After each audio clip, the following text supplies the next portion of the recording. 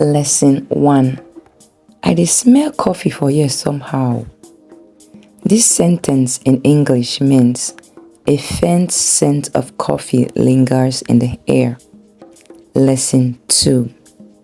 See as the baked bread just dey scent from kitchen.